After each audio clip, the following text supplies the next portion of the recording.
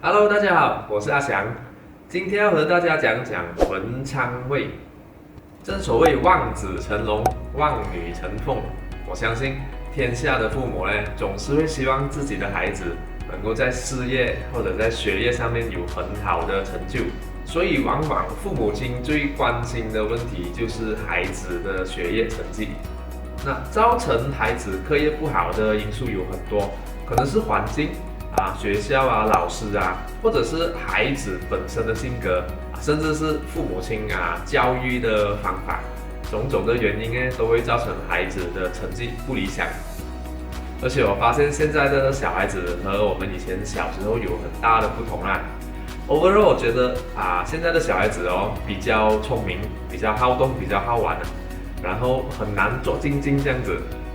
可能是因为他们很小就可以接触到很多不同的资讯电脑玩具手机等等造成他们很难专注在同一件事情上面很久从八字命理还有风水的角度来看呢，确实有一个符号呢是可以解释孩子的学业问题的。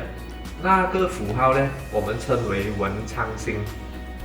假如一个孩子他的八字是命带文昌星的话，一般上来讲这种孩子会比较聪明然后比较有上进心，他的领悟能力会比较高，甚至他谈话他的举止你都会觉得他比较优雅这样子。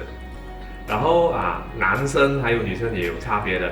男生如果有命带文昌星的话，你会觉得他比较有内涵，然后女生的话就会比较注重外表打扮这样子。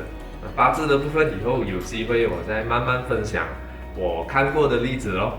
今天的重点还是要教大家怎么用风水的方法来提升孩子的学习能力，让他们更加专注在学业上从而提升他们的学业成绩。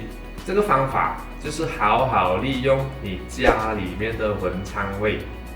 在风水学里面文昌星飞临入宅的方位呢，我们就叫做文昌位。文昌星呢是天上星官的名字，从以前到现在文昌星都被认为是管理人间学习还有功名的一个星来的。还有一些民间信仰也会祭拜这个文昌帝君，就是考试前会去拜文昌帝君，希望考试能够顺顺利利，下笔如有神这样子如果要好好利用文昌位，那第一步一定是要找出家里的文昌位置到底在哪里因为风水它有不同的流派，所以找这个文昌位的方法有一点不一样但是大致上文昌位可以分为3种。第一种我们叫做八宅文昌位。八宅文昌位呢是属于八宅风水的方法，它是根据房子的坐和向而定的，然后它不会被时间还有年运影响，所以八宅文昌位呢是固定的。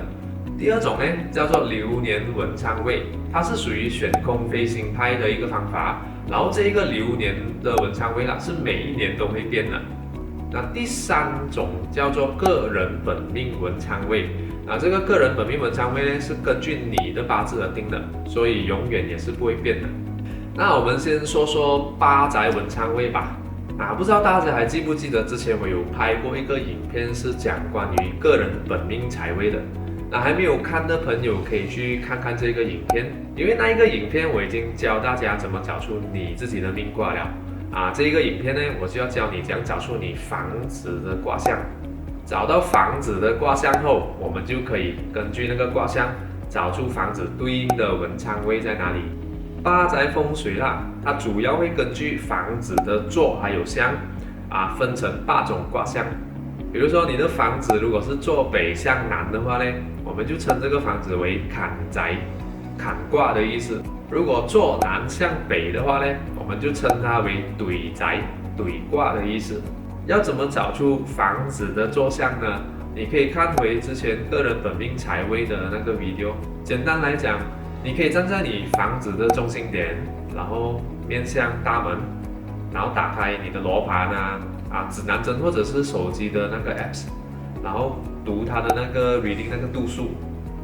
你面向的那个 direction 就是房子的向，然后你的后面、你的背后就是坐。通常大门的方向就是你房子的向。我给你一些例子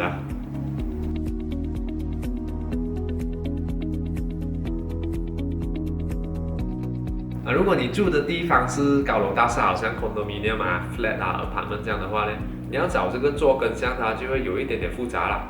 因为现在的这种 high-rise building 它的 design 啊千变万化啦。我们在 analyze 这种 high-rise building 的时候呢，我们是看整个 condo as a whole 这样子来定它的坐和向的。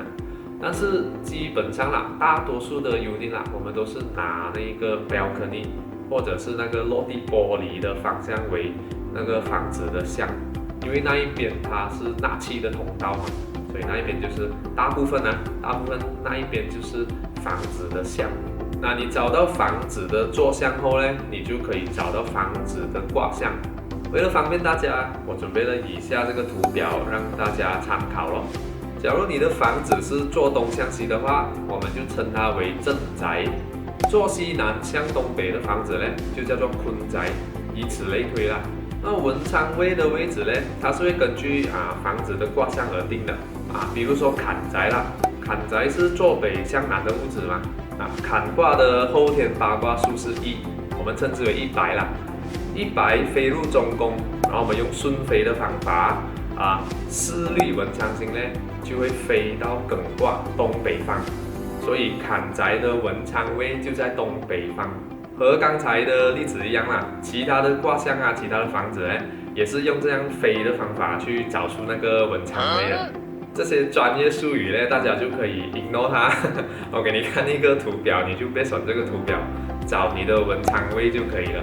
从这个图表可以看到，正宅的文昌位就在西北方，对宅的文昌位就在西南方。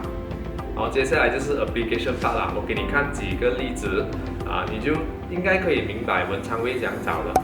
OK， 我们来看看第一个例子这是一个坐西南向东北45度的房子，用八宅风水来看呢，它是属于坤宅的。坤宅的文昌位就在西方。我们看回这 layout plan 它的西方就是 bedroom 2，第二个睡房。因为八宅文昌位呢，它是属于固定的，所以如果你的房子够大，然后你也打算把其中一个房间 set up 成为书房的话，那西方这个 bedroom 2是一个很好的选择，因为文昌位在这个地方，你可以用这个房间来办公，或者是让孩子在这边读书做功课，也是不错的选择。第二个例子，这是一个坐东向西286度的房子八宅风水里面称它为整宅。整宅的文昌位呢就在西北方，所以我们看回这个图西北方的位置刚好就是这个房子的master bedroom 1主卧室。你们可以在这个黄色格这个地方放一个沙发，或者是放一个桌子，得空的时候在这边读书。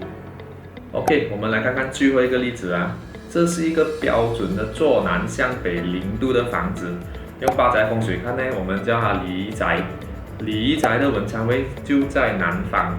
我们来看看南方到底是什么地方。哎呀 ，This is no good。